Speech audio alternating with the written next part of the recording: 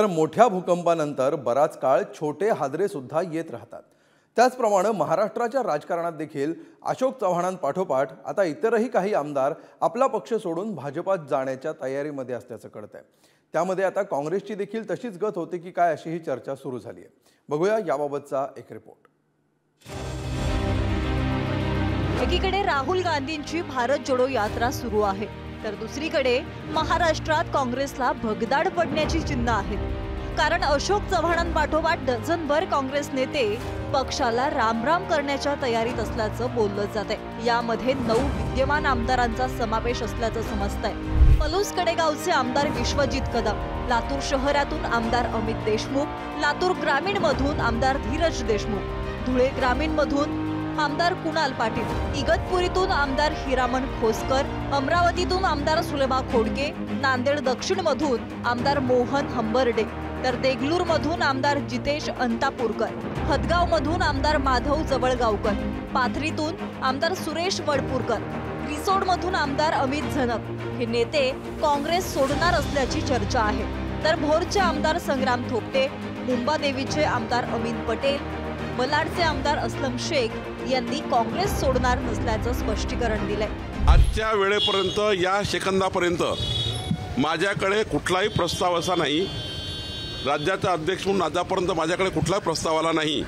पण काँग्रेस पार्टीमध्ये अंतर्गत धुसफूस आहे आणि मोठ्या प्रमाणावर काँग्रेस पार्टीमधले मोठ्या प्रमाणावर मोठे मोठे नेते हे भारतीय जनता पार्टीच्या संपर्कामध्ये आहे। राज्यसभेच्या उमेदवारीचा अर्ज भरण्याच्या वेळेला विधिमंडळ पक्षाची मीटिंग घेतली जाईल। परंतु या सर्व परिस्थितीमध्ये आम्ही ज्या विधिमंडळाच्या सदस्यांचे नेत्यांची संपर्क साधलेला कोणीही त्यांच्याबरोबर कुठं जाणार नाही। मुद्दाम भारतीय जनता पक्षातर्फे वावड्या उडवल्या जात आहेत, अमुक गेले तमुक गेले नावं सांगली जात आहेत, पण त्यावर कोणीही काही विश्वास ठेवू नये। आज देशात राहुल गांधींच्या रूपाने सर्वात तरुण नेतृत्व काँग्रेसकडे आहे, पण देशाची तरुण पिढी नरेंद्र मोदींवर विश्वास का टाकतीये हा प्रश्न या निमित्तानं उपस्थित होतोय। तर दुसरीकडे महाराष्ट्रातील आपले 2 मित्रपक्ष फुटून भाजपच्या वळणीला गेले तरी काँग्रेस बेसावध कशी राहिलीये हा प्रश्न देखील या निमित्तानं उपस्थित केला जातोय। काँग्रेसमध्ये नेमकी धुसफूस का आहे, त्याची कारणं कोणती पाहूया।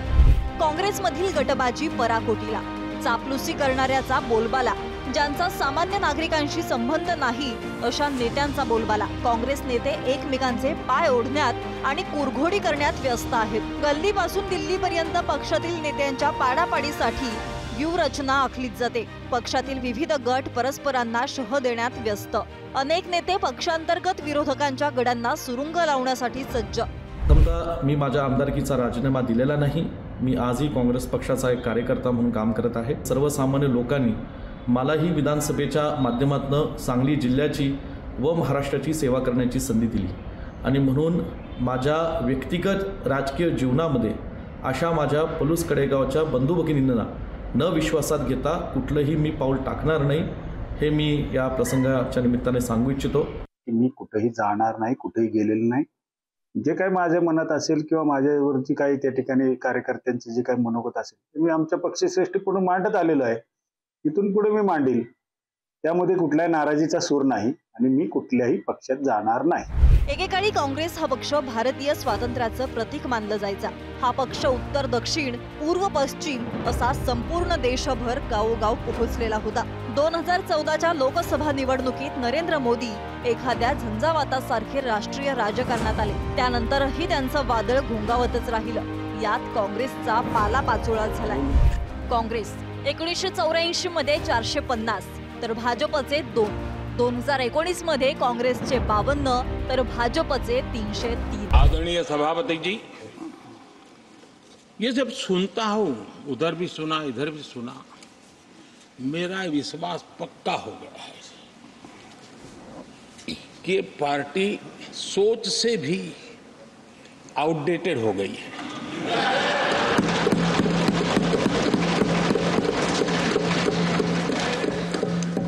और जब सोच आउटडेटेड हो गई है तो उन्होंने अपना कामकाज भी आउटसोर्स कर दिया है। देखते ही देखते इतना बड़ा दल, इतने दशकों पर तक देश पर राज करने वाला दल, ऐसा पतन, ऐसी गिरावट, हमें खुशी नहीं हो रही है। हमारी आपके प्रति संवेदनाएं हैं। एक काळ असा होता की काँग्रेस हा देशात सर्वाधिक जागा जिंकणारा पक्ष होता। मात्र आता याच पक्षाचे नेते भाजपकडे पळू लागले। त्यामुळे खरंच काँग्रेसचं अधपतन होतंय। काँग्रेस हा रसातळाला गेलेला पक्ष ठरलाय का? पक्षावर अशी वेळ का आली याचा विचार काँग्रेस नेते कधी करणार हा प्रश्न देखील उपस्थित होतोय। खरं तर काँग्रेससाठी सावरण्याची ही शेवटची संधी आहे। आताही काँग्रेसने स्वतःला सावरलं नाही तर नरेंद्र मोदी यांचं काँग्रेस मुक्त भारताचं स्वप्न साकार व्हायला फार वेळ लागणार नाही। ब्युरो रिपोर्ट, पुढारी न्यूज।